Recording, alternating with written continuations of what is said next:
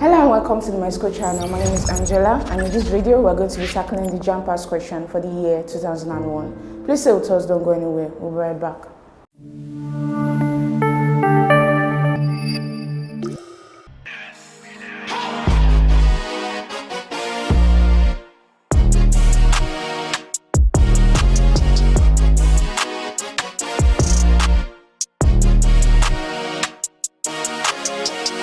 Welcome back to the Myschool channel.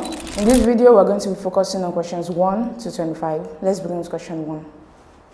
Power differs from influence in that it is A. Persuasive while influence is directive, B. Coercive while influence is harmful, C. Coercive while influence is persuasive, and D. Arrogant while influence is corruptive. The answer to this question is option C. Coercive while influence is persuasive. So power is the use of force to threaten someone to do something that you want them to do. So when you are making use of power, you are forcing them, you are coercing them to do what you want them to do. But influence, on the other hand, is the use of words to influence or persuade somebody to do something that you want them to do. So the difference is that while for power, you make use of force, you make use of coercion. For influence, you make use of your words to persuade the person, to convince the person to do what you want them to do. So power is coercive while influence is persuasive. Option C is the answer to this question. Question 2. The standing committee of a legislature is one A. whose members stand while deliberating, B. that has statutory responsibilities, C. that perform ad hoc functions, and D. that has legislators as members. The answer to this question is option B. that has statutory responsibilities. So statutory responsibilities are responsibilities that are required by law for you to perform. So this standing committee has these statutory responsibilities. They have duties that are required by law of them to perform. They are usually permanent committees that are employed into the legislative house in order to help with specified responsibilities. Some of these responsibilities include reviewing the bills that have been introduced into the houses, into any of the houses, and also conducting hearings. They also present their findings on a bill to the house. So these are statutory responsibilities, specific responsibilities that have been assigned to this committee to perform. So ad hoc functions, on the other hand, are temporary responsibilities that are performed by a specific committee known as the ad hoc committee. So they are temporary committee designed to perform specific functions. So they are different from the standing committee that are designed to perform statutory responsibilities, assigned permanent responsibilities. So the answer to this question is option B, that has statutory responsibilities. Question 3. Where the Constitution is supreme, unconstitutional acts of the executive and the legislature can be checked by the courts through A. recall, B. judicial review, C. vote of no confidence, and D. impeachment. The answer to this question is option B, judicial review. So in a country where the Constitution is supreme, that is in a country that practices a federal system of government, for example, the judiciary has a method of checking on the activities of the executive and legislature. This method is referred to as judicial review. They determine whether the actions of the legislative or executive are constitutional or not. So these actions can be the making of law by the legislature and the making and implementation of policies by the executive. So if they find out that a law made by the legislature or a policy made and implemented by the executive is not constitutional, that means it is not according to the dictates of the Constitution, they have the right to tell such body to repeal such law or such policy. So that is the process of judicial review. It is a check on the activities of the legislature and the executive. So it can't be recall. Recall is a process by which the electorate recall a person who is already elected into an office out of office while they are still performing their duties during a particular term. So it is the electorate that recalls a government official. Vote of no confidence is not the answer because this is practiced in a parliamentary system of government whereby the legislature gives the executive a vote of no confidence if they are not performing their duties properly, and they have no other option than to leave their government house seats. Impeachment is a process that is undertaken by the legislature in a presidential system of government, whereby when the executive is found guilty of gross misconduct or fraud, they are removed from office by the legislature. So all of these have nothing to do with the judiciary. Judicial review is the only action that is undertaken by the judiciary. This is an action by which they call the executive or the legislature to book, especially when they are not performing their duties according to the dictates of the Constitution. So option B, judicial review, is the answer to this question. Question 4. The central decision-making organ of a confederation is made up of A. Technocrats appointed by the units, B. Politicians elected from the confederal constituencies, C. Politicians nominated by the government of member states, and D. Representatives of pressure groups. The answer to this question is option C. Politicians nominated by the government of member states. So the central decision-making organ of the confederation is made up of politicians, people who are already in office in the different member states, but are nominated by these member states to undertake the decision-making process within that confederation. So remember that a confederation is a system of government whereby there are strong component units but a weak central authority. This weak central authority makes decisions on behalf of the strong component units, and these decisions must be unanimous. It must have been agreed upon by the component units before it is implemented by the central unit. So option C, politicians nominated by the government of member states, is the answer to this question. Question 5. Which of the following is true of a parliamentary system of government? A. Clear separation of government organs. B. Strict operation of bicameral legislature. C. Removal of government by impeachment. And D. Adherence to majority rule. So the answer to this question is option D, adherence to majority rule. So in a parliamentary system of government, there is strict adherence to majority rule. Members of parliament are elected by the electorate. Each of the constituencies within that country elects a member of parliament, and the political party that has the majority of seats in the parliament becomes the government for that particular term. So the majority becomes the government, they take the majority of seats in the parliament, and they also form the executive for that term as well. The leader of the majority party becomes the prime minister, and he selects his cabinet members from his party men within the parliament. This shows strict adherence to majority rule. That means the political party that has the favor of the majority of people within that society becomes the government of the day.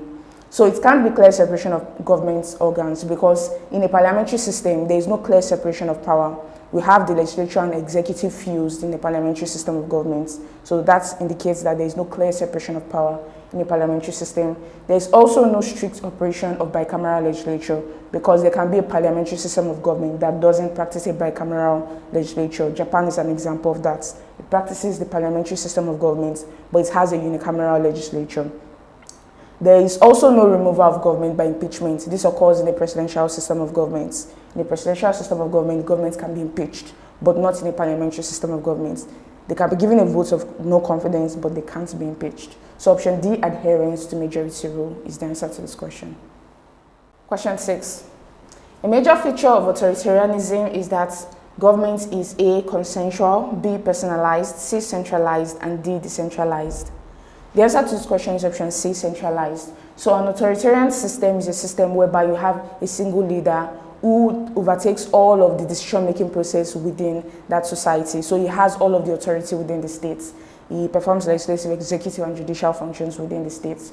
So in that sense, that system of government is centralized. There is one person making all of the decision. It is the central decision-making body within that society, and power is not diffused among different component units within that society. So this makes authoritarian government a centralized system. Option C is the answer to this question. Question 7. The central point of capitalism as expounded by Karl Marx is that A, capitalist profit is the surplus value obtained from workers' labor. B, workers are inherently incapable of being owners of their labor.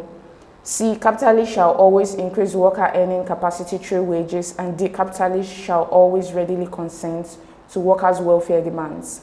So the answer to this question is option A, capitalist profit is the surplus value obtained from workers' labor. So that is the central point of capitalism according to Karl Marx. Karl Marx is the propounder of the system of communism. He believes that capitalism is not a good system of government, because in such a system, the capitalist benefits from the labor of workers.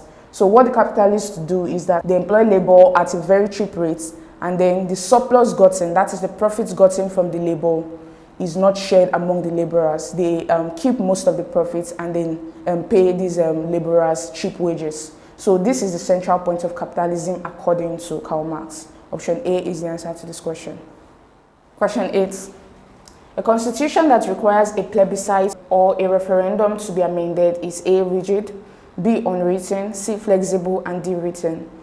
The answer to this question is option A, rigid. A rigid constitution is a constitution that requires a special process of amendment. This process of amendment is usually rigorous and lengthy. So a rigid constitution sometimes requires a plebiscite or a referendum to be amended. Although this doesn't happen in Nigeria, Nigeria has a rigid constitution, but it requires 2/3 of the legislature to approve an amendment. But in other countries that practice the use of a rigid constitution, they require a referendum or a plebiscite. That means they have to ask the electorate, and when majority of the electorate agree that an amendment should be made, it is made. So this is a lengthy and rigorous process because it requires the consent of the electorate within that society. So option A, rigid, is the answer to this question. Question 9. An important function of a constitution is that it A, provide a framework for the study of government, B, facilitates cross-fertilization of ideas of governance, C, serves as the fountainhead of authority for the exercise of power, and D, promotes citizen participation in government and administration. So the answer to this question is option C, serves as the fountainhead of authority for the exercise of power. So this is an important function of the Constitution. Within the Constitution, we have a list of the rights, the responsibilities, the duties of each of the government officials that have been elected by the citizens.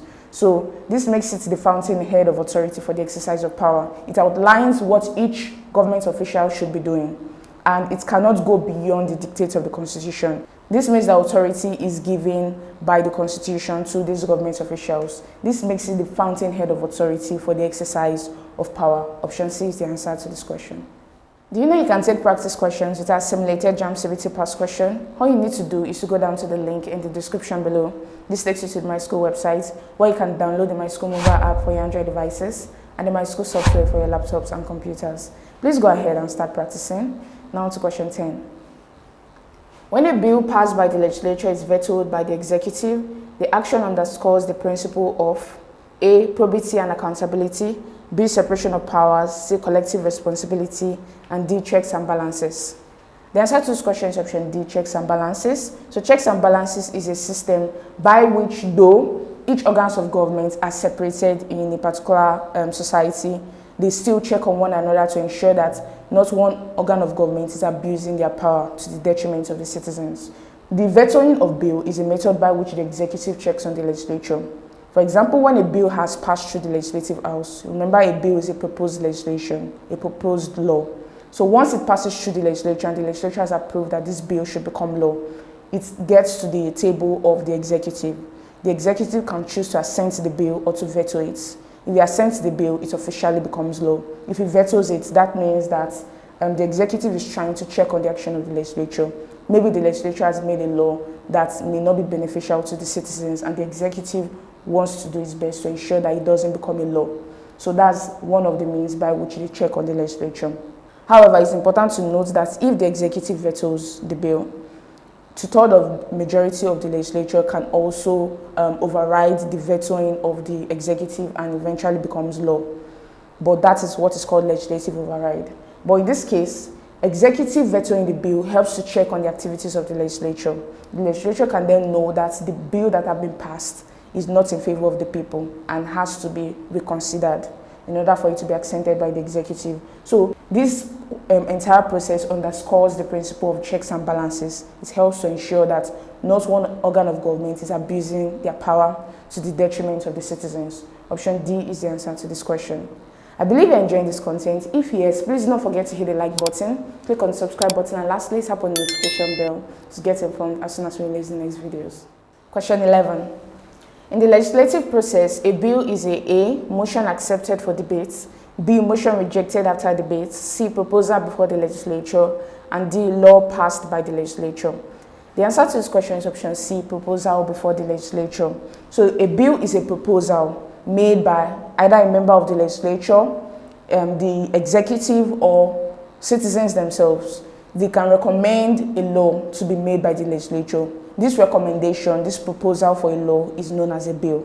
So it can't be a motion accepted for debates because it is after a bill has been written and has been submitted to the House that it can either be accepted or rejected after a debate has been conducted. So it's neither a motion accepted for a debate nor a motion rejected after debates. It is also not a law passed by the legislature because after all of the processes that the law is eventually passed.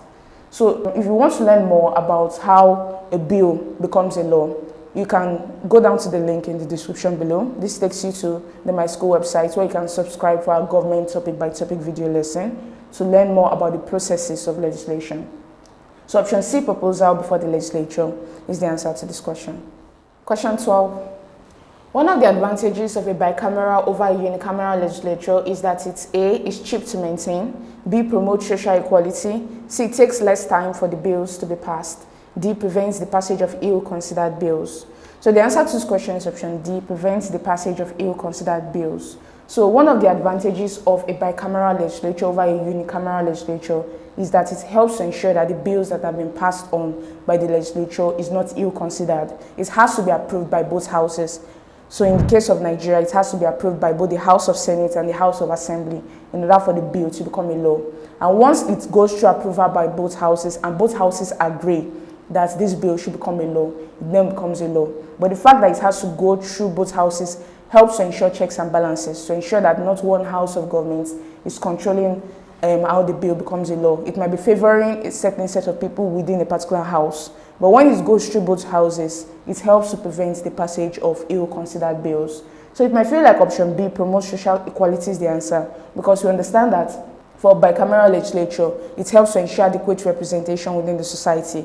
But it's important to note that whether you have a unicameral or bicameral legislature, it can still promote social equality just as long as you ensure that it is the appropriate type of legislature that you use in a particular society.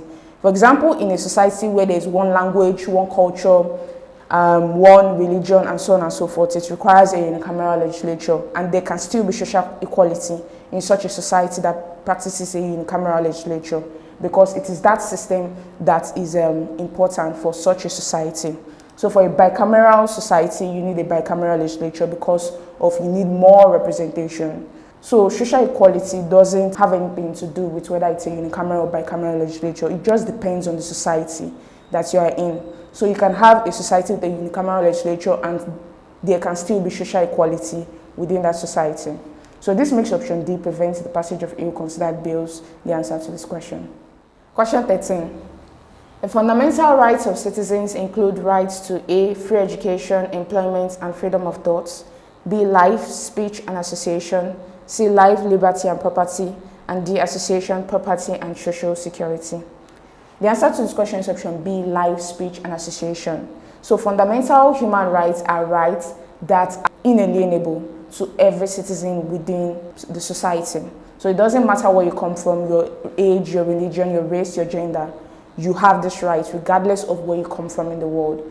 So the right to life, right to freedom of speech, and right to freedom of association belongs to everybody regardless of where you come from. You have the right to life, you have the right to express yourself, and you have the right to associate with other people. These are fundamental human rights. Others are rights, but they may not be fundamental in the sense that certain countries may not give that right to every member of the society. For example, the right to own property is not a fundamental human right. It might be a right in a particular country, but it is not fundamental. You may not have the right to own property in a particular country, especially when you are not a citizen of that country. So it is not a fundamental right, but it's a right of citizens within a particular country. Right to free education may not be enforced in a particular country. It depends on the policies that have been made in a particular country. Right to employment is also not guaranteed in a particular country. So option A can't be the answer to the question.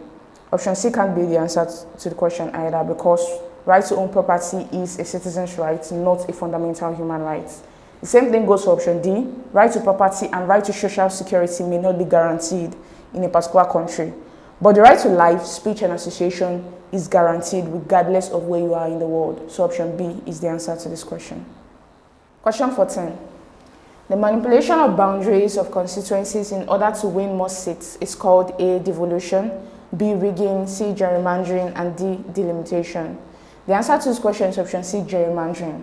Gerrymandering is the process of manipulating the boundaries of a particular constituencies or of constituencies within a country in order to win more seats in the legislature. So it's an unethical thing to do. This is the reason why the delimitation of constituencies, that's the process of dividing the country up into constituencies is the responsibility of an independent body. In the case of Nigeria, it's the responsibility of the Independent National Electoral Commission. But sometimes the governments, those people in power that have political authority, may choose to intervene in this process.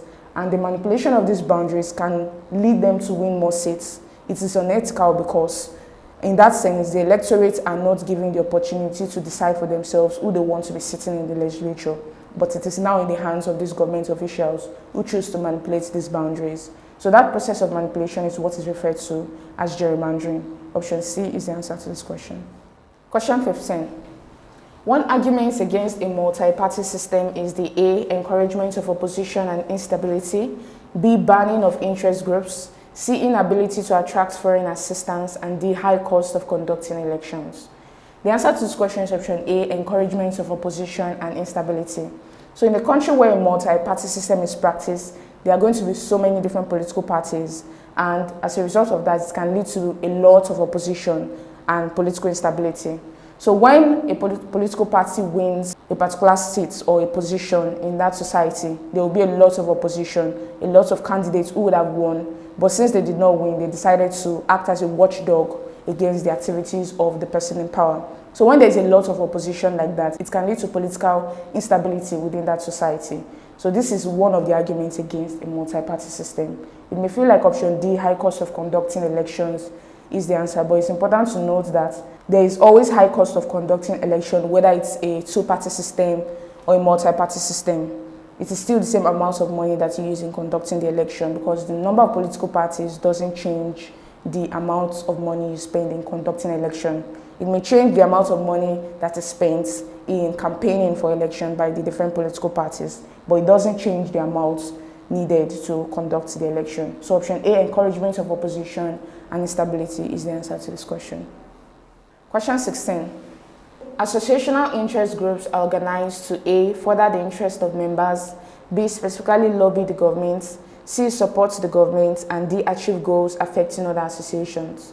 So the answer to this question is option A, further the interest of members. So interest groups are also known as pressure groups, and we know that pressure groups are groups that are designed to influence government policies in order to favor the interest of the members of that group. So in this case, an associational pressure group is a pressure group that furthers the interest of members of that association. So we have different associational interest or pressure groups. Some of them include the Nigerian Bar Association, the Nigerian Union of Teachers, ASU, and so on. These are associational interest groups. What they do is they advocate for the interest of the members by influencing government policies to favor those interests. So option A, further the interest of members, is the answer to this question. Question 17. Public opinion is a view that is A, held by the majority, B, active in the public realm, C, widely publicized, and D, no longer a secret. So the answer to this question is option A, held by the majority. Public opinion are the opinions, the views, the values that are held by majority of the people in a particular society. So it is the opinion that is held by the majority. It is not the opinion that is widely publicized. The opinion that is widely publicized may not necessarily be public opinion. It may not necessarily be the opinions of the people. It is just an opinion of certain groups of people that is widely publicized. So option A, held by the majority, is the answer to this question. Question 18. The political neutrality of civil servants implies that they A, are not allowed to join any organization or group, B, have no dealing with politicians, C, are not allowed to be involved in partisan politics, and D, are not allowed to vote. So the answer to this question is option C, are not allowed to be involved in partisan politics. So political neutrality is one of the principles of the civil service. They are not allowed to be involved in any partisan politics. They are not allowed to belong to any political parties within a particular society. The reason for this is that no matter the government in power, they have to implement the policies that have been created by these government officials. So as a result of that, they are not allowed to join any political parties. So as a result of that, they are not allowed to belong to any political parties. So option C, are not allowed to be involved in partisan politics, is the answer to this question. Question 19. The idea of making the civil service permanent, neutral, and anonymous is to A, enhance efficiency in administration, B, ensure loyalty and support, C, prevent opposition to government, and D, make civil servants a functional elite. The answer to this question is option A, enhance efficiency in administration. So the principle of permanence, neutrality, and anonymity helps to ensure that the civil service continues to be efficient in the administration of their duties. So the principle of permanence ensures that civil servants continue to remain in office despite a change in governance. So it is not government officials that is in charge of appointing and sacking civil servants. It is the responsibility of the Civil Service Commission. This helps to ensure that they continue to hold their office regardless of the government in power. Political neutrality helps to ensure that the civil servants do not belong to any political party so that they can continue to perform their duties without the influence of any government official. The principle of anonymity means that civil servants are not allowed to discuss with the press without the official permission of their superior officials. So this helps to ensure that they continue to work as a unit. So their opinions are not related to the press. They are only allowed to say things that they are told to say, depending on the duties, the responsibilities of the civil service at that time. So all of this helps to ensure efficiency within the administration. This helps to ensure that policies are continuing to be implemented without any hassle. So option A, enhance efficiency in administration, is the answer to this question. Do you have a question? Please feel free to ask your question by going down to the link in the description below. This takes you to my school website where you can ask your question and the solution will be provided to you within a short period of time. Now to question 20. The western zone of the Sokoto Caliphate was administered from A, Kebbi, B, Ilorin, C, Bida, and D, Gwandu. Gwandu is the answer to this question. So when Usman Danfodio took over the pre-colonial Hausa Fulani society, he divided the country into the western and the eastern region, although they had a central administration, which is the Sokoto Caliphate. They divided the region into two to ensure efficient administration. So the western zone was administered by the Sokoto Caliphate itself, while the eastern zone was administered from the headquarters in Gwandu. So this makes option D, Gwandu, the answer to this question. Do you have a better explanation or solution to any of these questions? If you do, please go down to the comment section below, indicate the question number and the solution you'd like to share. Question 21.